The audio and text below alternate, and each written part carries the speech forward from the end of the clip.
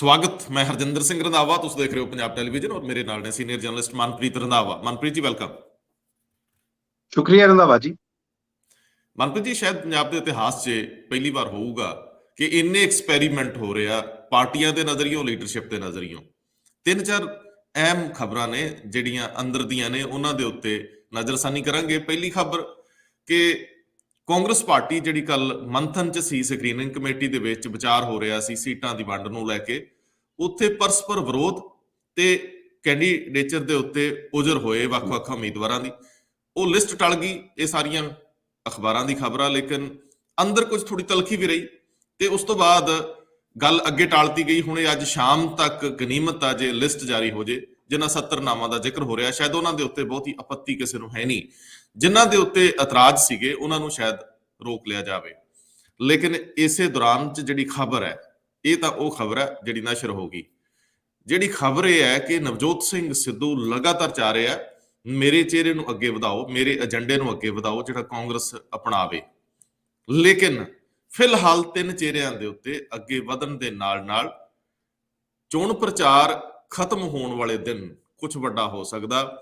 ਇਹ ਬਹੁਤ ਅਹਿਮ ਹੋਊਗਾ ਪੰਜਾਬ ਦੀ ਰਾਜਨੀਤੀ ਲਈ, ਚੁਣਾਵੀ ਦ੍ਰਿਸ਼ ਲਈ। ਸਾਰੀਆਂ ਸਿਆਸੀ ਪਾਰਟੀਆਂ ਦੇ ਨਜ਼ਰੀਓਂ ਕਾਂਗਰਸ ਦੀ ਇਹ ਮੂਵ ਚੋਣ ਦ੍ਰਿਸ਼ ਨੂੰ ਪੂਰੀ ਤਰ੍ਹਾਂ ਪਲਟਾ ਦੇਣ ਦੀ ਸਮਰੱਥਾ ਰੱਖ ਸਕਦੀ ਹੈ। ਇਹਦੇ ਤੇ ਗੱਲ ਕਰਾਂਗੇ।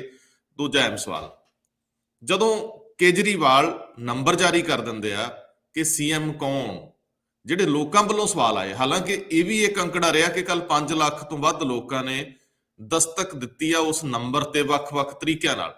ਲੇਕਿਨ ਇੱਕ ਸਵਾਲ ਜਿਹੜਾ ਬਾਰ-ਬਾਰ ਅੱਗੇ ਵੱਧਦਾ ਰਿਹਾ ਲੋਕਾਂ ਵੱਲੋਂ, ਇਹ ਸਾਡਾ ਨਹੀਂ, ਕਿ ਭਾਈ ਜੇ ਰਾਏਸ਼ੁਮਾਰੀ ਕਰਾਉਣੀ ਸੀ ਘੱਟੋ ਘੱਟ ਆਪਸ਼ਨਸ ਦੇ ਦਿੰਦੇ, ਚਿਹਰਿਆਂ ਦੇ ਨਾਂ ਦੱਸ ਦਿੰਦੇ ਵੀ ਇਹਨਾਂ 4 5 7 10 ਦੇ ਵਿੱਚੋਂ ਤੁਸੀਂ ਚੂਜ਼ ਕਰਨਾ। ਤੇ ਦੂਜਾ ਸਵਾਲ ਜਿਹੜਾ ਬਹੁਤ ਤੇਜ਼ੀ ਨਾਲ ਉੱਭਰਿਆ ਕਿ ਮੁੱਖ ਮੰਤਰੀ ਚੁਣਦੇ ਨੇ ਐਮਐਲਏ, ਲੋਕ ਤਾਂ ਐਮਐਲਏ ਚੁਣਦੇ ਨੇ, ਮੁੱਖ ਮੰਤਰੀ ਲੋਕ ਚੁਣਨਗੇ, ਤੁਸੀਂ ਇਹਨੂੰ ਕਿਵੇਂ ਜਸਟੀਫਾਈ ਕਰੋਗੇ? ਨਾਲੇ ਦੂਜੀ ਕਿਹੜੀ ਵੱਡੀ ਗੱਲ ਕਰਦੀ ਤੁਸੀਂ? ਇਹਦੇ ਉੱਤੇ ਕਈ ਇਤਰਾਜ਼ ਆਉਂਦੇ ਰਹੇ। ਉਂਝ ਮੈਂ ਇਸ ਗੱਲ ਲਈ ਕੇਜਰੀਵਾਲ ਨੂੰ 100 ਚੋਂ 100 ਨੰਬਰ ਦਿਆਂਗਾ ਕਿ ਲੋਕਾਂ ਦਾ ਬਹੁਤ ਸਾਰਾ ਡਾਟਾ, ਜਿਹੜਾ ਸਾਡੇ ਲੋਕਾਂ ਨੇ ਕਮੈਂਟਸ ਦੇ ਵਿੱਚ ਵੀ ਕੁਝ ਟਿੱਪਣੀਆਂ ਦਿੱਤੀਆਂ ਕਿ ਬਹੁਤ ਸਾਰੇ ਲੋਕਾਂ ਦਾ ਡਾਟਾ ਕੇਜਰੀਵਾਲ ਦੀ ਇਸ ਫਲੀਟ ਦੇ ਵਿੱਚ ਜਿਹੜੀ ਚੋਣ ਮੁਹਿੰਮ ਵਾਲੀ ਆ ਉਹਦੇ 'ਚ ਸ਼ਾਮਲ ਹੋ ਜਾਊ। ਜੇ 50 ਲੱਖ ਲੋਕ ਵੀ ਦਸਤਕ ਦਿੰਦੇ ਆ ਤੇ 50 ਲੱਖ ਲੋਕ ਉਹਨਾਂ ਕੋਲ ਰਜਿਸਟਰਡ ਹੋ ਜਾਣਗੇ, 50 ਲੱਖ ਲੋਕਾਂ ਨੂੰ ਉਹ 1 ਮਹੀਨਾ ਪੂਰਾ ਵਰਤਣਗੇ, ਉਹਨਾਂ ਨੂੰ ਪੂਰਾ ਆਪਣਾ ਚੋਣ ਪ੍ਰਚਾਰ ਭੇਜਣਗੇ, ਕਿਉਂਕਿ ਡਿਜੀਟਲ ਯੁੱਗ 'ਚ ਅਸੀਂ। ਕੇਜਰੀਵਾਲ ਦੀ ਬਹੁਤ ਵੱਡੀ ਮੂਵ ਆ, ਪਰ ਕੀ ਆਖਰ 'ਚੋਂ ਭਗਵੰਤ ਮਾਨ ਨੂੰ ਅੱਗੇ ਵਧਾ ਦੇਣਗੇ ਜਾਂ ਮਾਫੀ ਮੰਗ ਲੈਣਗੇ ਕਿ ਮੈਂ ਤਾਂ ਕਹਿੰਦਾ ਰਿਹਾ ਕਿ ਮੈਂ ਚਿਹਰਾ ਨਹੀਂ ਬਣਨਾ, ਪਰ ਕਿਉਂਕਿ ਪੰਜਾਬ ਦੇ ਲੋਕ ਚਾਹੁੰਦੇ ਆ ਤੇ ਲੋਕਾਂ ਦੀ ਭਾਵਨਾ ਦੀ ਨਰਾਦਰੀ ਮੇਰਾ ਧਰਮ ਨਹੀਂ, ਉਹ ਕੇਜਰੀਵਾਲ ਵਜੋਂ ਕਹਿਣਗੇ ਆਪਣੇ ਆਪ ਲਈ। ਤੇ ਮੈਂ ਜਿਹੜੀ ਤੀਜੀ ਗੱਲ ਤੇ ਆਵਾਂ ਕਿ ਅਕਾਲੀ ਦਲ ਦੇ ਇੱਕ ਵੱਡੇ ਚਿਹਰੇ ਟਕਸਾਲੀ ਕੋਹਲੀ ਪਰਿਵਾਰ ਪਟਿਆਲਿਓਂ ਸ਼ਿਫਟ ਹੋ ਗਿਆ ਆਪ 'ਚ। ਲੇਕਿਨ ਅਕਾਲੀ ਦਲ ਦੀ ਰਣਨੀਤੀ ਦੇ ਨਜ਼ਰਿਓਂ ਇੱਕ ਗੱਲ ਕਰਨੀ ਬਣਦੀ ਆ ਕਿ ਸਰਦਾਰ ਪ੍ਰਕਾਸ਼ ਸਿੰਘ ਬਾਦਲ ਲਗਭਗ 94 ਦੇ ਆਸ-ਪਾਸ ਨੇ ਤੇ ਉਹਨਾਂ ਦਾ ਜਿਹੜਾ ਅੱਗੇ ਵਧਣਾ ਚਿਹਰਾ ਅਕਾਲੀ ਦਲ ਦਾ ਹੌਲੀ-ਹੌਲੀ ਬਦਲ ਰਿਹਾ ਔਰ ਹੋ ਸਕਦਾ ਆਉਂਦੇ ਕੁਝ ਦਿਨਾਂ ਦੇ ਵਿੱਚ ਸੰਜੀਦਾ ਰਾਜਨੀਤੀ ਦੇ ਨਜ਼ਰੋਂ, ਵੱਡੇ ਹੋਣ ਦੇ ਨਜ਼ਰੀਓਂ ਸਰਦਾਰ ਪ੍ਰਕਾਸ਼ ਸਿੰਘ ਬਾਦਲ ਦਾ ਚਿਹਰਾ ਅੱਗੇ ਵਧਾਤਾ ਜਾਵੇ ਡਿਜੀਟਲ ਮੂਵ ਦੇ ਵਿੱਚ, ਜਾਂ ਜਿਸ ਤਰ੍ਹਾਂ ਦੀ ਮੰਥਨ ਅੰਦਰ ਹੋ ਰਿਹਾ। ਕੈਪਟਨ ਅਮਰਿੰਦਰ ਸਿੰਘ ਲਈ ਇੱਕ ਝਟਕੇ ਵਰਗੀ ਖਬਰ ਆ। ਸੁਣਿਆ ਉਹਨਾਂ ਦੀ ਸਾਰੀ ਟੇਕ ਕਾਂਗਰਸ ਦੇ ਬਾਗੀਆਂ ਤੇ ਆ। ਜਿਹੜੀ ਵੀ ਉਹਨਾਂ ਦੀ 6 ਮੈਂਬਰੀ ਕਮੇਟੀ ਬੈਠੀ ਆ ਤਿੰਨਾਂ ਪਾਰਟੀਆਂ ਦੀ, ਸੰਯੁਕਤ ਅਕਾਲੀ ਦਲ ਵਾਲੇ ਢੀਂਡਸਾ, ਬੀਜੇਪੀ ਔਰ ਕੈਪਟਨ ਅਮਰਿੰਦਰ ਸਿੰਘ ਦੀ ਪਾਰਟੀ ਲੋਕ ਕਾਂਗਰਸ, ਪੰਜਾਬ ਲੋਕ ਕਾਂਗਰਸ, ਉਹਨਾਂ ਦੇ ਅੰਦਰ ਇਹੀ ਉਹਨਾਂ ਦੀ ਟੇਕ ਹੈ ਕਿ ਮੈਨੂੰ ਇੰਨੀਆਂ ਸੀਟਾਂ ਦਿਓ। ਬੰਦੇ ਕਿੱਥੋਂ ਆਉਣੇ ਆ? ਕਾਂਗਰਸ ਚੋਂ ਆਉਣੇ ਆ। ਕਾਂਗਰਸ ਦੀਆਂ ਟਿਕਟਾਂ ਦੀ ਉਡੀਕ ਦੇ ਵਿੱਚ ਉੱਠਦਾ ਬੁੱਲ ਕਈ ਵਾਰੀ ਡਿੱਗਦਾ ਵੀ ਨਹੀਂ ਹੁੰਦਾ। ਕੈਪਟਨ ਸਾਹਿਬ ਨੇ ਤਾਂ ਸਾਰੀ ਜ਼ਿੰਦਗੀ ਕੱਢੀ ਹੈ, ਪਰ ਸੁਣਿਆ ਕਿ ਉਹਨਾਂ ਦੇ ਆਪਣੇ ਜ਼ਿਲ੍ਹੇ ਦੇ ਵਿੱਚ ਵੀ ਉਹਨਾਂ ਦੀ ਹਾਲਤ ਚੰਗੀ ਨਹੀਂ। 2 ਕੁ ਸੀਟਾਂ ਤੇ ਚੰਗਾ ਅਸਰ ਹੈ, ਆਪਣੀ ਸੀਟ ਤੇ ਉਹਨਾਂ ਦੀ ਲੜਾਈ ਤਾਂ ਬਣ ਸਕਦੀ ਹੈ। ਲੇਕਿਨ ਬਾਕੀ ਇਹਨਾਂ ਮਾਮਲਿਆਂ 'ਚ ਗੱਲ ਕਰਾਂਗੇ। ਪ੍ਰਵਾਸੀ ਇਸ ਵਾਰੀ ਸੰਯੁਕਤ ਮੋਰਚੇ ਦੇ ਨਾਲ ਮੂਵ ਕਰਦੇ ਦਿਸਦੇ ਆ ਆਮ ਆਦਮੀ ਪਾਰਟੀ ਦੇ ਬਜਾਏ। ਪਰ ਮੈਂ ਇੱਕ ਗੱਲ ਜਿਹੜੀ ਸਭ ਤੋਂ ਅਹਿਮ ਕਰਕੇ ਤੁਹਾਨੂੰ ਮਾਈਕ ਦੇਣਾ ਚਾਹੁੰਦਾ ਹੈ, ਮੇਰੀ ਬੇਨਤੀ ਹੈ, ਮੈਂ ਮਾਫੀ ਮੰਗ ਲਵਾਂ ਲੰਬਾ ਲੈ ਆਉਣਾ।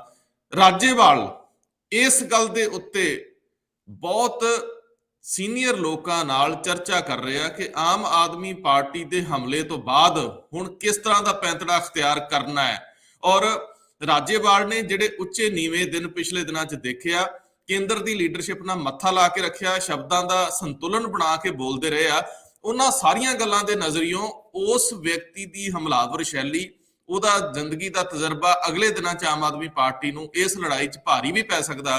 ਹਾਲਾਂਕਿ ਕਹਿਣ ਵਾਲੇ ਕਹਿੰਦੇ ਆ ਕਿ ਡਿਜੀਟਲ ਲੜਾਈ ਲੜਨ ਦੇ ਮਾਹਰ ਕੇਜਰੀਵਾਲ ਦੀ ਟੀਮ ਵੱਲੋਂ ਰਾਜੇਵਾਲ ਘੇਰ ਲਏ ਜਾਣਗੇ, ਪਰ ਸੁਣਿਆ ਰਾਜੇਵਾਲ ਸ਼ੇਰ ਨੂੰ ਸਵਾ ਸ਼ੇਰ ਵਾਂਗ ਟੱਕਰਨਾ ਚਾਹੁੰਦੇ। ਹੁਣ ਮੈਨੂੰ ਤੁਸੀਂ ਦੱਸਿਓ, ਗੱਲ ਨੂੰ ਜੇ ਸ਼ੁਰੂ ਕਰ ਲਈਏ ਕਿ ਚੋਣ ਪ੍ਰਚਾਰ ਖਤਮ ਹੋਣ ਵਾਲੇ ਦਿਨ ਜੇ ਕਾਂਗਰਸ ਚਰਨਜੀਤ ਸਿੰਘ ਚੰਨੀ ਨੂੰ ਚਿਹਰਾ ਐਲਾਨ ਦਿੰਦੀ ਹੈ, ਪੰਜਾਬ ਦਾ ਚੋਣ ਦ੍ਰਿਸ਼ ਕਿਹੋ ਜਿਹਾ ਹੋਊਗਾ? ਸਾਰੇ ਖਤਰਿਆਂ ਦੇ ਬਾਵਜੂਦ, ਸਭ ਤਰ੍ਹਾਂ ਦੀਆਂ ਕਿਆਸ ਅਰਾਈਆਂ ਦੇ ਬਾਵਜੂਦ, ਸਭ ਤਰ੍ਹਾਂ ਦੀਆਂ ਨਾਰਾਜ਼ਗੀਆਂ ਦੇ ਬਾਵਜੂਦ, ਜੇ ਬਾਕੀਆਂ ਨੂੰ ਦਰਕਨਾਰ ਕਰਕੇ ਚਰਨਜੀਤ ਸਿੰਘ ਚੰਨੀ ਨੂੰ ਚੋਣ ਪ੍ਰਚਾਰ ਦੇ ਆਖਰੀ ਰਾਤ ਵਾਲੇ ਦਿਨ ਜੇਕਰ ਚਿਹਰਾ ਐਲਾਨ ਦਿੱਤਾ ਜਾਂਦਾ ਕਾਂਗਰਸ ਦਾ ਮੁੱਖ ਮੰਤਰੀ ਵਜੋਂ, ਉਦੋਂ ਜਿਹੜੇ ਪਛੜੀਆਂ ਸ਼੍ਰੇਣੀਆਂ ਦੇ ਵੋਟ ਆ, ਅਨੁਸੂਚਿਤ ਜਾਤੀਆਂ ਦੇ ਵੋਟ ਆ, ਕਾਂਗਰਸ ਦੇ ਆਪਣੇ ਸੰਗਠਨ ਦੇ ਨਜ਼ਰੀਏ ਤੋਂ ਇਹ ਸਾਰੀ ਸਥਿਤੀ ਕੀ ਬਣਨ ਵਾਲੀ ਹੈ ਜੇ ਇੰਜ ਵਾਪਰ ਜਾਂਦਾ? ਦੱਸਿਓ ਜ਼ਰਾ।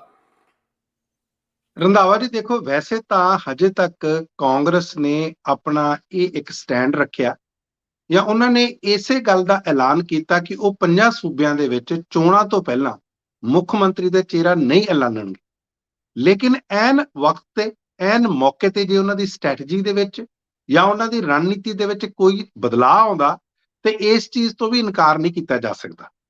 ਹੋ ਸਕਦਾ ਮੌਕੇ ਦੀ ਨਜ਼ਾਕਤ ਨੂੰ ਦੇਖਦੇ ਹੋਏ ਜਾਂ ਚਰਨਜੀਤ ਸਿੰਘ ਚੰਨੀ ਦਾ ਜੋ ਉਭਾਰ ਆਇਆ ਪਿਛਲੇ ਦਿਨਾਂ ਦੇ ਵਿੱਚ, ਆਪਾਂ ਪਿਛਲੇ ਇੱਕ ਪ੍ਰੋਗਰਾਮ ਦੇ ਵਿੱਚ ਇਸ ਗੱਲ ਦਾ ਜ਼ਿਕਰ ਵੀ ਕੀਤਾ ਸੀ ਕਿ ਕਾਂਗਰਸ ਨੇ ਖੁਦ ਇੱਕ ਸਰਵੇ ਕਰਵਾਇਆ, 25,000 ਦੇ ਲਗਭਗ ਦਾ ਸੈਂਪਲ ਆ ਉਹ, ਤੇ ਉਹਦੇ ਵਿੱਚ ਉਹਨਾਂ ਨੂੰ ਚਰਨਜੀਤ ਸਿੰਘ ਚੰਨੀ ਦੀ ਕਿਤੇ ਨਾ ਕਿਤੇ ਮਕਬੂਲੀਅਤ ਜ਼ਰੂਰ ਨਜ਼ਰ ਆਈ। ਬਾਕੀ ਜਿੰਨੇ ਉਮੀਦਵਾਰ ਆ ਉਹਨਾਂ ਤੋਂ ਉਹ ਸਿਰ ਕੱਢ ਰਹੇ ਸੀ। ਇਹ ਗੱਲ ਬਿਲਕੁਲ ਹੋ ਸਕਦੀ ਹੈ ਕਿ ਜਦੋਂ ਬਿਲਕੁਲ ਐਨ ਵਕਤ ਤੇ, ਐਨ ਮੌਕੇ ਤੇ ਜਦੋਂ ਲੱਗਦਾ ਹੋਇਆ ਕਿ ਹਜੇ ਚੋਣਾਂ ਦੇ ਵਿੱਚ ਕਿਤੇ ਨਾ ਕਿਤੇ ਕਾਂਗਰਸ ਪਿਛੜਦੀ ਹੋਈ ਨਜ਼ਰ ਆ ਰਹੀ ਆ, ਸ਼ਾਇਦ ਉਸ ਵਕਤ ਉਹਨਾਂ ਦੇ ਚਿਹਰੇ ਨੂੰ ਐਲਾਨ ਦਿੱਤਾ ਜਾਵੇ। ਤੁਸੀਂ ਦੇਖੋ, ਉੱਤਰ ਪ੍ਰਦੇਸ਼ ਦੇ ਵਿੱਚ ਜਾਂ ਉੱਤਰਾਖੰਡ ਦੇ ਵਿੱਚ, ਮਨੀਪੁਰ ਦੇ ਵਿੱਚ, ਗੋਆ ਦੇ ਵਿੱਚ, ਜਾਂ ਸਾਰੇ ਪਾਸੇ ਕਾਂਗਰਸ ਲੜਾਈ ਲੜ ਰਹੀ ਆ। ਉੱਤਰ ਪ੍ਰਦੇਸ਼ ਤਾਂ ਖੈਰ ਹਜੇ ਉਹ ਸਿਰਫ ਆਪਣੀ ਹੋਂਦ ਦੀ ਲੜਾਈ ਲੜ ਰਹੀ ਆ, ਉਹ ਕੋਈ ਮੂਹਰਲੀ ਕਤਾਰ ਦੇ ਵਿੱਚ ਨਹੀਂ ਖੜੀ। ਹਾਲਾਂਕਿ ਉੱਥੇ ਉਹਨਾਂ ਨੇ 125 ਸੀਟਾਂ ਐਲਾਨ ਦਿੱਤੀਆਂ, 40% ਦੀ ਟਿਕਟਾਂ ਉਹਨਾਂ ਨੇ ਉੱਥੇ ਔਰਤਾਂ ਨੂੰ ਵੀ ਦੇ ਦਿੱਤੀਆਂ, ਲੇਕਿਨ ਹਜੇ ਚਿਹਰੇ ਵਾਲੀ ਕੋਈ ਗੱਲ ਨਹੀਂ ਆ।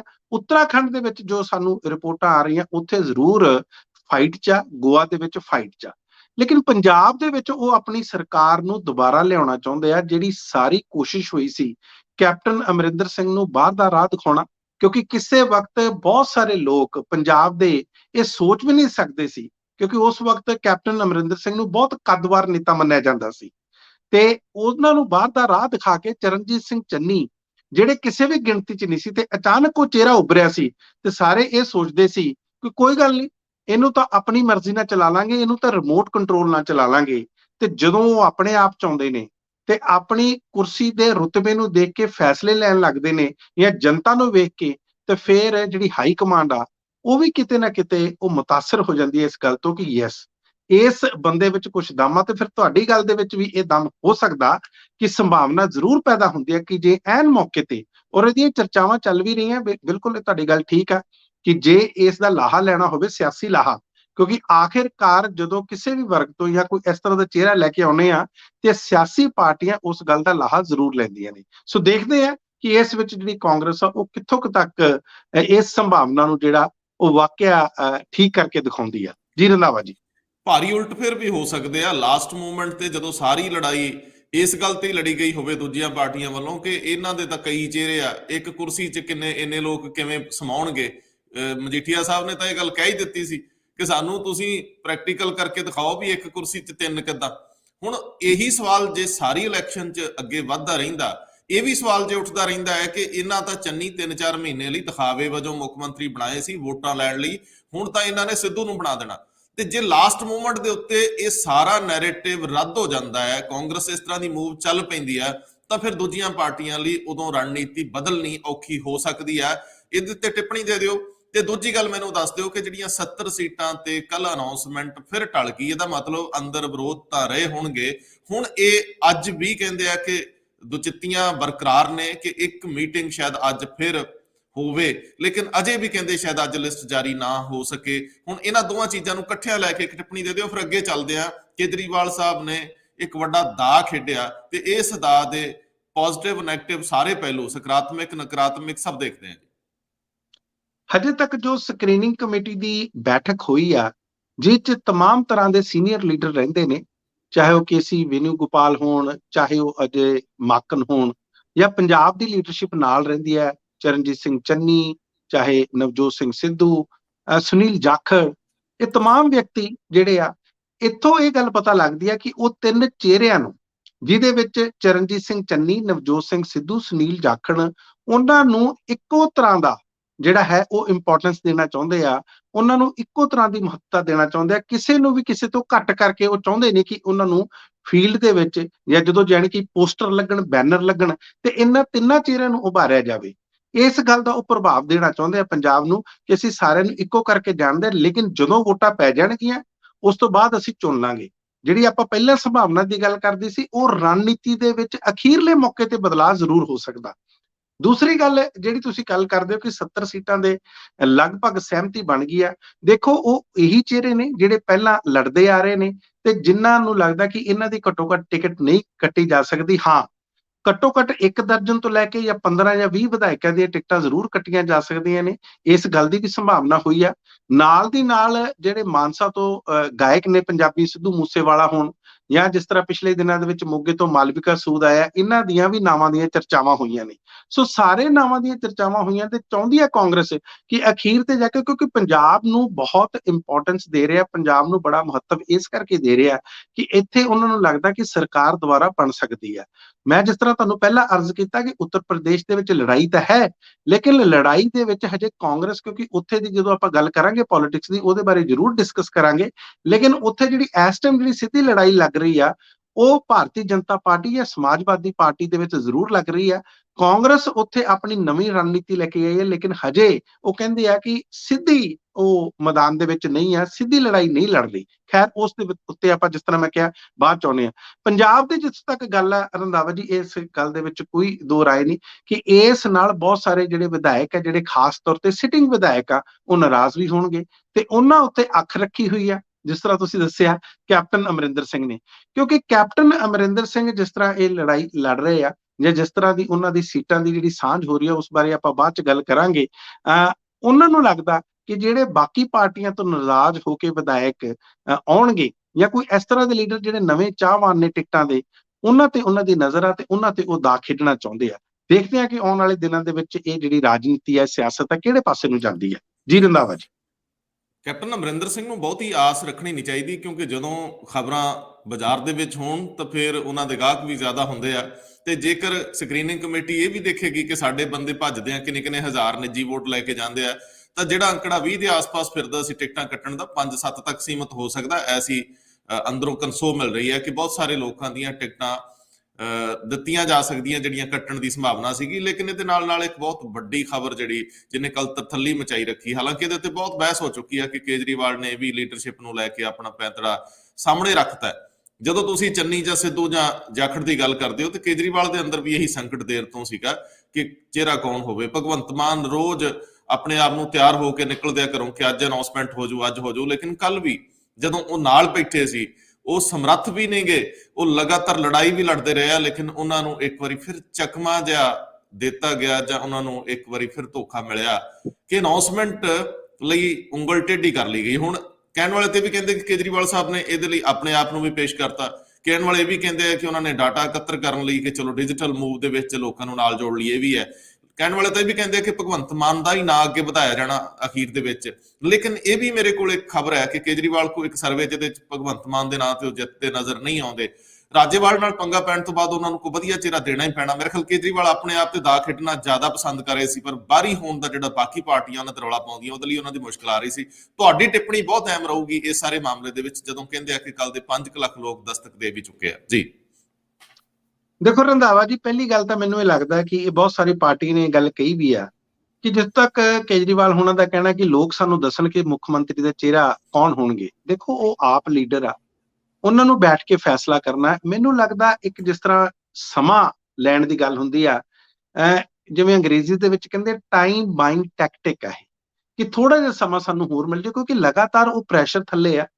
ਲੋਕ ਉਹਨਾਂ ਨੂੰ ਸਵਾਲ ਪੁੱਛਦੇ ਨੇ, ਪੱਤਰਕਾਰ ਉਹਨਾਂ ਨੂੰ ਸਵਾਲ ਪੁੱਛਦੇ ਨੇ ਕਿ ਤੁਹਾਡਾ ਸੀਐਮ ਦਾ ਚਿਹਰਾ ਕੌਣ ਹੋਊਗਾ। ਤੇ ਜਦੋਂ ਬਹੁਤ ਦੇਰ ਪਹਿਲਾਂ ਉਹ ਕਹਿ ਗਏ ਸੀ ਕਿ ਅਸੀਂ ਸਾਡਾ ਜਿਹੜਾ ਸੀਐਮ ਦਾ ਚਿਹਰਾ ਇੱਕ ਸਿੱਖ ਚਿਹਰਾ ਹੋਏਗਾ, ਪੰਜਾਬ ਤੋਂ ਹੋਏਗਾ, ਤੇ ਲੋਕ ਲਗਾਤਾਰ ਉਹਨਾਂ ਤੇ ਨਜ਼ਰਾਂ ਬਣਾ ਕੇ ਬੈਠੇ। ਪਿਛਲੀ ਵਾਰੀ ਸੰਨ 2017 ਦੇ ਵਿੱਚ ਉਹ ਖੁਦ ਮੁੱਖ ਮੰਤਰੀ ਬਣਨਾ ਚਾਹੁੰਦੇ ਸੀ। ਇਹ ਗੱਲ ਲਗਭਗ ਹੁਣ ਵਿਆਪਕ ਹੋ ਚੁੱਕੀ ਹੈ, ਜਨਤਾ ਨੂੰ ਪਤਾ ਚੱਲ ਚੁੱਕਾ ਕਿ ਉਹ ਸੰਨ 2019 ਦੇ ਵਿੱਚ ਪੰਜਾਬ ਨੂੰ ਇੱਕ ਮਾਡਲ ਬਣਾ ਕੇ ਪੇਸ਼ ਕਰਕੇ ਆਪ ਪ੍ਰਧਾਨ ਮੰਤਰੀ ਵਜੋਂ ਪੇਸ਼ ਹੋਣਾ ਚਾਹੁੰਦੇ ਸੀ। ਖੈਰ, ਉਹ ਮੌਕਾ ਉਹਨਾਂ ਨੂੰ ਮਿਲਿਆ ਨਹੀਂ ਕਿਉਂਕਿ ਜਨਤਾ ਨੇ ਉਹਨਾਂ ਨੂੰ ਉਨੀਆਂ ਸੀਟਾਂ ਦਿੱਤੀਆਂ ਨਹੀਂ। ਲੇਕਿਨ ਹੁਣ ਇਸ ਵਾਰੀ ਉਹ ਚਾਹੁੰਦੇ ਨੇ ਕਿ ਕੋਈ ਇਸ ਤਰ੍ਹਾਂ ਦਾ ਚਿਹਰਾ ਆਵੇ, ਲੇਕਿਨ ਚਿਹਰੇ ਉਹਨਾਂ ਨੇ ਕੋਸ਼ਿਸ਼ ਬਹੁਤ ਕੀਤੀ, ਲੇਕਿਨ ਉਹ ਗੱਲ ਬਣੀ ਨਹੀਂ।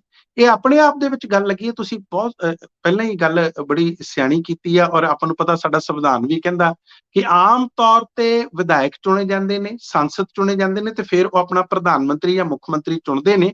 ਲੇਕਿਨ ਉਸ ਵਿੱਚ ਪਾਰਟੀ ਹਾਈ ਕਮਾਂਡ ਦੀ ਰਾਏ ਜਾਂ ਉਹਨਾਂ ਦੀ ਸਹਿਮਤੀ ਹੋਣੀ ਬਹੁਤ ਜ਼ਰੂਰੀ ਹੁੰਦੀ ਹੈ। ਇਸ ਗੱਲ ਦਾ ਸਾਨੂੰ ਪਤਾ।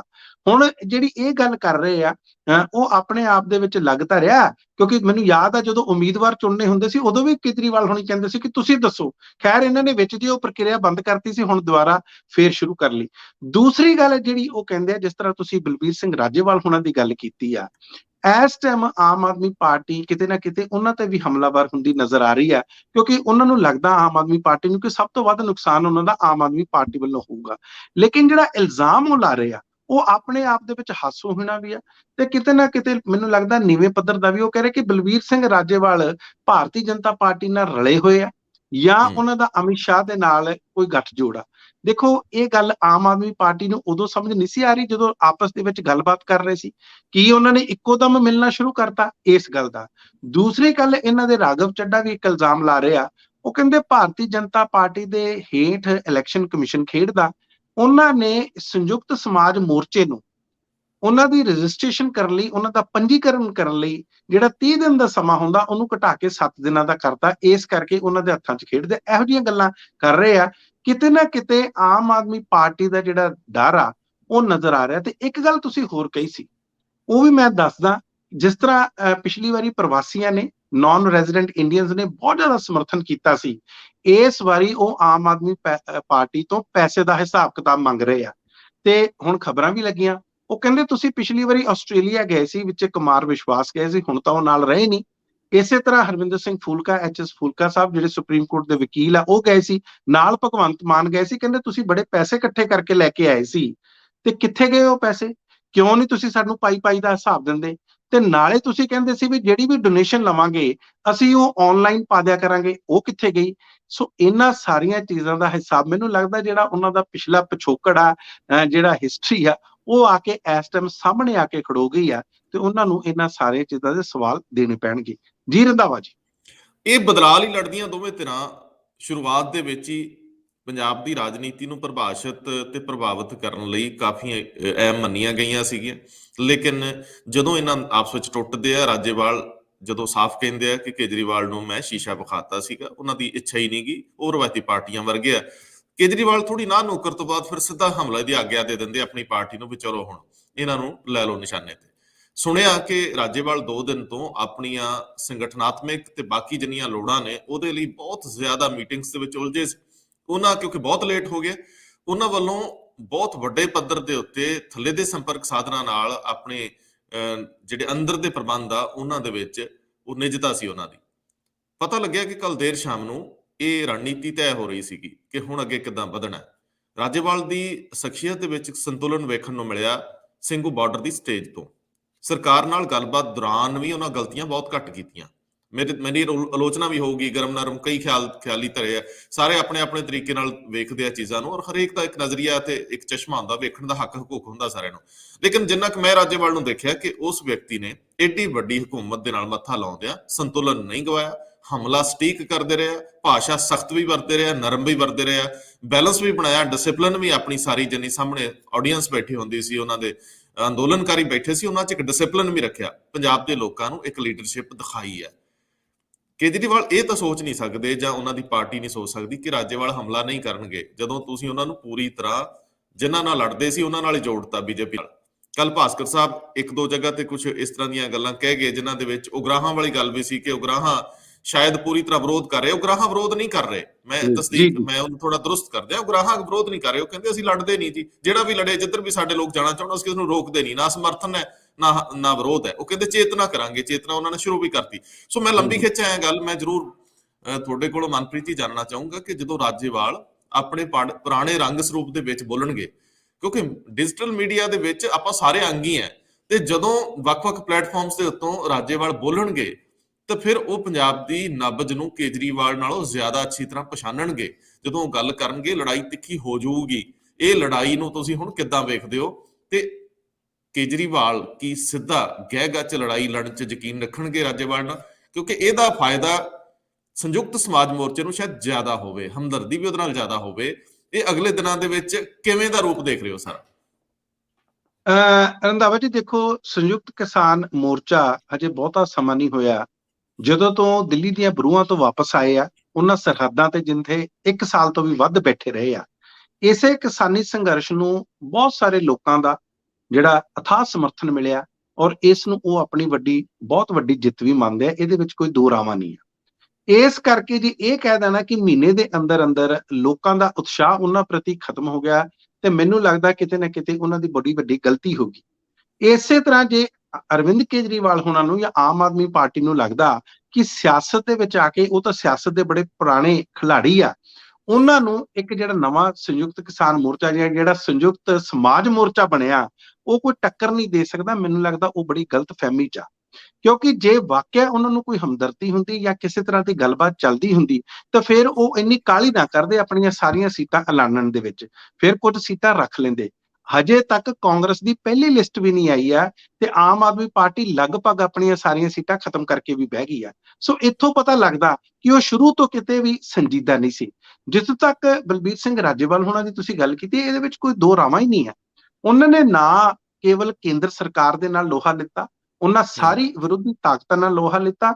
ਉਹਨਾਂ ਨੇ ਆਪਣੇ ਉੱਥੇ ਜਿਹੜੇ ਲੋਕ ਉਹਨਾਂ ਸ਼ਾਮਲ ਹੁੰਦੇ ਸੀ ਉਸ ਸੰਘਰਸ਼ ਦੇ ਵਿੱਚ, ਚਾਹੇ ਨੌਜਵਾਨ ਸੀ, ਚਾਹੇ ਕੋਈ ਵੀ ਵਿਅਕਤੀ ਸੀ, ਉਹਨਾਂ ਨੂੰ ਵੀ ਕਈ ਵਾਰੀ ਉਹਨਾਂ ਨੇ ਲਾਈਨ ਤੇ ਲਿਆਂਦਾ ਕਿ ਤੁਸੀਂ ਇੱਥੇ ਹੁੱਲੜਬਾਜ਼ੀ ਨਾ ਕਰੋ, ਤੁਸੀਂ ਇੱਥੇ ਕਿਸ ਤਰ੍ਹਾਂ ਦਾ ਇਹੋ ਜਿਹਾ ਕੋਈ ਕੰਮ ਨਾ ਕਰੋ ਜਿਸ ਨਾਲ ਸਾਡੇ ਇਸ ਕਿਸਾਨੀ ਸੰਘਰਸ਼ ਨੂੰ ਢਾਹ ਲੱਗੇ। ਇਹ ਵੀ ਆਪਾਂ ਨੂੰ ਪਤਾ। ਸੋ ਅਕਸਰ ਇੱਥੋਂ ਤੱਕ ਕਿ ਜਦੋਂ ਪੋਲੀਟੀਕਲ ਪਾਰਟੀਆਂ ਨੂੰ ਜਾਂ ਜਿਹੜੀਆਂ ਧਾਰਮਿਕ ਜਥੇਬੰਦੀਆਂ ਨੂੰ ਆਪਣਾ ਸਟੇਜ ਸਾਂਝਾ ਨਾ ਕਰਨ ਤੇ ਉਹਨਾਂ ਨੇ ਸਟੇਜ ਤੋਂ ਗੱਲ ਕਹੀ ਸੀ, ਇਸ ਗੱਲ ਦੀ ਵੀ ਉਹਨਾਂ ਦੀ ਬੜੀ ਆਲੋਚਨਾ ਹੋਈ ਸੀ। ਖੈਰ, ਉਹਨਾਂ ਨੇ ਇਸ ਗੱਲ ਨੂੰ ਵੀ ਚੱਲਿਆ।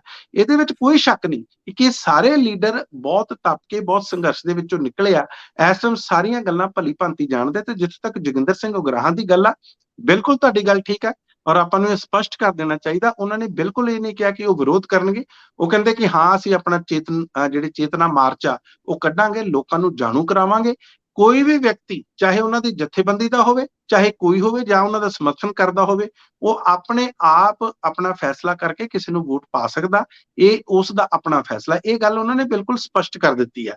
ਨਾ ਹੀ ਉਹਨਾਂ ਨੇ ਕਦੇ ਬਾਈਕਾਟ ਕਰਨ ਦੀ ਗੱਲ ਕੀਤੀ ਹੈ। ਸੋ ਮੈਨੂੰ ਇਹ ਲੱਗਦਾ ਕਿ ਅਰਵਿੰਦ ਕੇਜਰੀਵਾਲ ਨੂੰ ਜਾਂ ਆਮ ਆਦਮੀ ਪਾਰਟੀ ਨੂੰ ਆਉਣ ਵਾਲੇ ਦਿਨਾਂ ਦੇ ਵਿੱਚ ਇਸ ਮੁਸ਼ਕਲ ਦਾ ਬੜਾ ਸਾਹਮਣਾ ਕਰਨਾ ਪਊਗਾ ਕਿ ਜਦੋਂ ਤਾਜ਼ਾ ਜਿਹੜਾ ਸੰਘਰਸ਼ ਆ ਉਹ ਖਤਮ ਹੋਇਆ, ਤੇ ਜੇ ਸੰਘਰਸ਼ ਨੂੰ ਉਹ ਘੱਟ ਕਰਕੇ ਜਾਣਦੇ ਆ, ਤੇ ਉਹ ਮੈਨੂੰ ਲੱਗਦਾ ਇੱਕ ਬੜੀ ਸਿਆਸੀ ਭੁੱਲ ਕਰ ਰਹੇ ਆ। ਜੀ ਦੇਖੋ, ਹਮਦਰਦੀ ਇੱਕ ਐਸਾ ਫੈਕਟਰ ਆ ਜਿਹਦੇ ਤੋਂ ਕੋਈ ਨਹੀਂ ਬਚ ਸਕਦਾ। ਜੇ ਰਾਜੇਵਾਲ ਦੇ ਮਾਮਲੇ 'ਚ ਜੇ ਉਹਨਾਂ ਨੂੰ ਤੁਸੀਂ ਦੋਸ਼ੀਆਂ ਵਰਗੇ ਕਟਹਿਰੇ ਦੇ ਵਿੱਚ ਖੜਾ ਕਰ ਦਿਓਗੇ, ਤਾਂ ਆਪ ਮੁਹਾਰਾ ਲੋਕਾਂ ਦਾ ਇੱਕ ਜਿਹੜਾ ਹੱਥ ਆ ਉਹਨਾਂ ਵੱਲ ਵਧੂਗਾ, ਜਿਹਨੇ ਅੱਗੇ ਜਾ ਕੇ ਬਾਕੀਆਂ ਨੂੰ ਚਪੇਟ 'ਚ ਲੈਣਾ। ਭਾਵੇਂ ਬਲਬੀਰ ਸਿੰਘ ਰਾਜੇਵਾਲ ਨੂੰ ਇਹ ਕਲੀਅਰ ਕਰਨ ਦੀ ਲੋੜ ਆ, ਪੰਜਾਬ ਦੇ ਵਿਕਾਸ ਨੇ ਸਿਰਫ ਅੰਦੋਲਨ ਦੇ ਨਾਲ ਨਜ਼ਰ ਅੱਗੇ ਨਹੀਂ ਵਧਣਾ।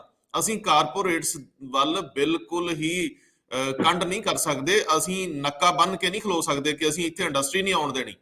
ਤੁਹਾਨੂੰ ਕਲੀਅਰ ਕਰਨਾ ਹੋਊਗਾ ਕਿ ਅਸੀਂ ਡਿਸਿਪਲਿਨ 'ਚ ਰਹਿ ਕੇ ਕਰਾਂਗੇ, ਆਪ ਹੁਦਰਾਪਣ ਨਹੀਂ ਹੋਊਗਾ। ਰੇਲਾਂ ਹਰ ਦਿਨ ਰੋਕਣੀਆਂ ਕੋਈ ਚੰਗੀ ਗੱਲ ਨਹੀਂ ਹੁੰਦੀ। ਹਰ ਤਰ੍ਹਾਂ ਦੇ ਵਪਾਰੀ ਨੂੰ, ਕਾਰਪੋਰੇਟਰ ਨੂੰ ਤੁਸੀਂ ਦੁਸ਼ਮਣ ਨਹੀਂ ਮੰਨ ਸਕਦੇ। ਤੁਹਾਨੂੰ ਇਹ ਮੰਨ ਕੇ ਚੱਲਣਾ ਪਊਗਾ ਕਿ ਅਮਨ ਕਾਨੂੰਨ ਨੰਬਰ 1 ਦੀ ਤਰਜੀਹ ਹੋਣੀ ਚਾਹੀਦੀ ਆ। ਇੱਥੇ ਦੀਆਂ ਹਰ ਤਰ੍ਹਾਂ ਦੀਆਂ ਸਹੂਲਤਾਂ ਦੇ ਜ਼ਿੰਮੇਵਾਰ ਤੁਸੀਂ ਵੀ ਹੋ। ਅੰਦੋਲਨ ਦੇ ਤਰੀਕੇ ਹੋ ਸਕਦੇ ਆ, ਬਹੁਤ ਸਾਰੀਆਂ ਗਲਤੀਆਂ ਹੋਈਆਂ, ਭਾਵੇਂ ਇਸ ਜਿੱਤ ਤੋਂ ਬਾਅਦ ਉਹ ਸਾਰੀਆਂ ਲੁਕ ਗਈਆਂ ਨੇ, ਲੇਕਿਨ ਫਿਰ ਵੀ ਤੁਹਾਨੂੰ ਕੇਂਦਰ ਨਾਲ ਵੀ ਹਰ ਵੇਲੇ ਲੜਾਈ ਦੇ ਵਿੱਚ ਰਹਿ ਕੇ ਅੱਗੇ ਨਹੀਂ ਵੱਧ ਸਕਦੇ ਤੁਸੀਂ, ਕਿਉਂਕਿ ਇਸ ਜਿਹੜਾ ਢਾਂਚਾ ਹੈ ਇਹਦੇ 'ਚ ਤੁਹਾਡੇ ਕੋਲ ਹੱਕ ਹਕੂਕ ਨੇ ਵਿਰੋਧ ਦੇ, ਪਰ ਡਾਂਗ ਵਾਲਾ ਵਿਰੋਧ ਕਰਕੇ ਤੁਸੀਂ ਦੇਰ ਤੱਕ ਆਪਣੇ ਲੋਕਾਂ ਨੂੰ ਬਲਦੀ ਦੇ ਬੂਥੇ ਨਹੀਂ ਦੇ ਸਕਦੇ। ਤੁਹਾਨੂੰ ਲੜਾਈ ਤੋਂ ਬਾਅਦ 2 ਕਦਮ ਪਿੱਛੇ ਹੋ ਕੇ ਬਹਿ ਕੇ ਵਿਚਾਰ ਕਰਕੇ ਕੁਝ ਪ੍ਰਾਪਤੀਆਂ ਨਾਲ ਫਿਰ ਸੰਘਰਸ਼ 'ਚ ਆਉਣਾ ਚਾਹੀਦਾ। ਬੜੀਆਂ ਗਲਤੀਆਂ ਹੋਈਆਂ, ਖੈਰ ਰਾਜੇਵਾਲ ਸਿਆਣੇ ਨੇ, ਕੀ ਕਰਦੇ ਨੇ ਪਤਾ ਨਹੀਂ, ਕਿੰਨੀ ਉਹਨਾਂ ਨੂੰ ਹਮਦਰਦੀ ਮਿਲਦੀ ਹੈ। ਲੇਕਿਨ ਇੱਕ ਸਵਾਲ ਜ਼ਰੂਰ ਰਹੂਗਾ ਕਿ ਜਿਹੜੇ ਕਲਾਕਾਰ ਸੰਯੁਕਤ ਕਿਸਾਨ ਮੋਰਚੇ ਨਾਲ ਸੀ, ਉਹ ਸੰਯੁਕਤ ਸਮਾਜ ਮੋਰਚੇ ਨਾਲ ਇਸ ਵੇਲੇ ਨਹੀਂ ਗਏ। ਇਹ ਵੀ ਉਹਨਾਂ ਨੂੰ ਸਵਾਲ ਪੁੱਛਣਾ ਬਣਦਾ ਕਿ ਜੇ ਤੁਹਾਡੀਆਂ ਸਾਰੀਆਂ ਮੰਗਾਂ ਅਗਲੇ ਮੰਨ ਰਹੇ ਆ ਤੇ ਤੁਸੀਂ ਪਿਛਾਂਹ ਕਿਉਂ ਹੋ ਰਹੇ ਹੋ?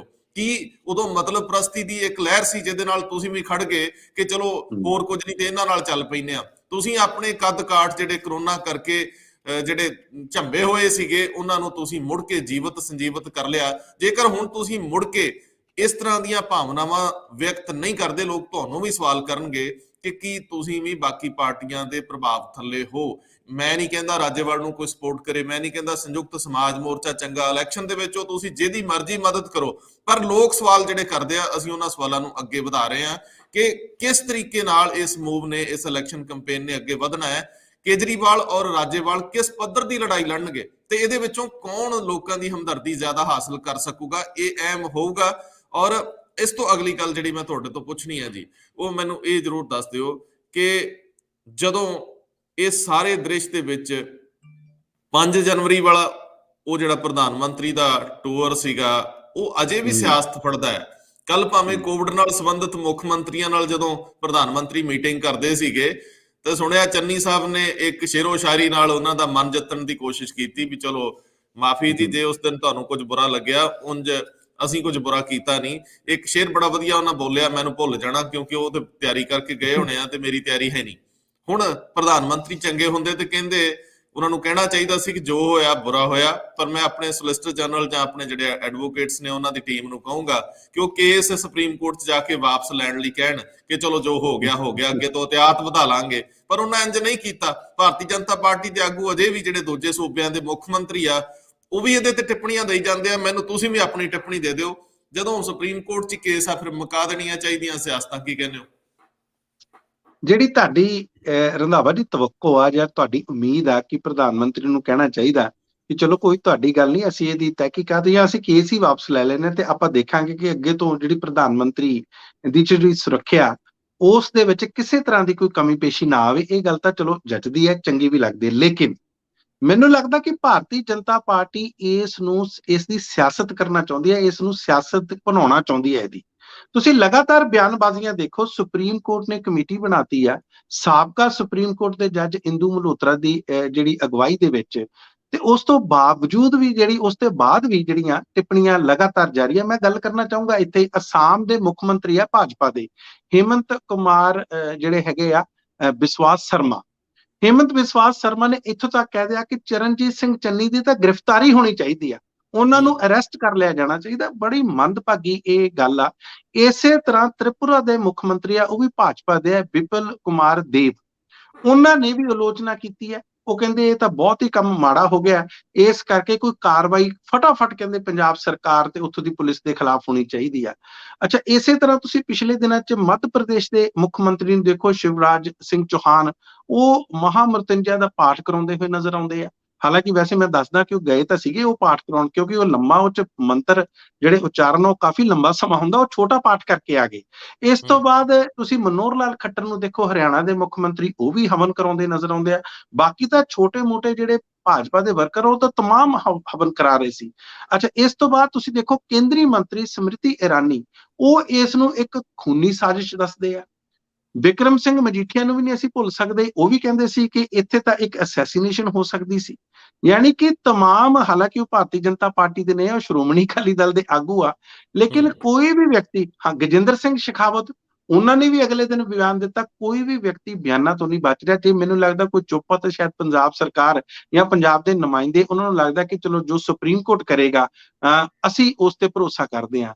ਸੋ ਭਾਰਤੀ ਜਨਤਾ ਪਾਰਟੀ ਜਾਂ ਇਹਨਾਂ ਦੇ ਸਪੋਰਟਰਸ, ਔਰ ਤੁਸੀਂ, ਮੈਂ ਇੱਕ ਗੱਲ ਇੱਥੇ ਹੋਰ ਕਹਿਣਾ ਚਾਹੁੰਦਾ, ਕੈਪਟਨ ਅਮਰਿੰਦਰ ਸਿੰਘ ਦੇ ਜਿਹੜੇ ਸਪੋਰਟਰਸ ਨੇ, ਤੁਸੀਂ ਰੰਧਾਵਾ ਜੀ, ਮੈਨੂੰ ਬੜੀ ਹੈਰਾਨੀ ਦੀ ਗੱਲ ਆ, ਜਿਹੜੇ ਸਾਬਕਾ ਪੁਲਿਸ ਅਫਸਰ ਆ, ਡੀਜੀਪੀ ਤੱਕ ਦੇ ਅਹੁਦਿਆਂ ਤੋਂ ਰਿਟਾਇਰ ਹੁੰਦੇ ਆ, ਉਹ ਮੈਨੂੰ ਫੋਨ ਕਰਕੇ ਦੱਸਦੇ ਆ, ਉਹ ਪੁੱਛਦੇ ਆ ਕਿ ਆਪਾਂ ਚੁੱਪ ਕਿਉਂ ਕਰ ਗਏ, ਇਸ ਦਾ ਤਾਂ ਕਹਿੰਦੇ ਮੁੱਦਾ ਬਣਨਾ ਚਾਹੀਦਾ। ਕਹਿੰਦੇ ਮੈਂ ਆਪ ਪ੍ਰਧਾਨ ਮੰਤਰੀ ਦੀ ਸਿਕਿਉਰਿਟੀ ਕੰਟਰੋਲ ਕਰਦਾ ਰਿਹਾ ਤੇ ਮੈਨੂੰ ਲੱਗਦਾ ਬੜੀ ਭਾਰੀ ਪੁੱਲ ਤੇ ਇਹ ਮੁੱਦਾ ਬਣਨਾ ਚਾਹੀਦਾ। ਮੈਂ ਹੈਰਾਨ ਆ ਇਹਨਾਂ ਸਾਰੇ ਲੋਕਾਂ ਦੀ ਮਾਨਸਿਕਤਾ ਤੋਂ ਕਿ ਇਹ ਕਿਉਂ ਚਾਹੁੰਦੇ ਨੇ ਔਰ ਕਿਹਨੂੰ ਫਾਇਦਾ ਦੇਣਾ ਚਾਹੁੰਦੇ ਨੇ। ਸੋ ਇੱਥੋਂ ਇਹ ਪਤਾ ਲੱਗਦਾ ਕਿ ਇਹ ਲਗਾਤਾਰ ਇਸ ਨੂੰ ਇੱਕ ਬਹੁਤ ਵੱਡਾ ਸਿਆਸੀ ਮੁੱਦਾ ਬਣਾ ਕੇ ਪੇਸ਼ ਕਰਨਾ ਚਾਹੁੰਦੇ ਆ।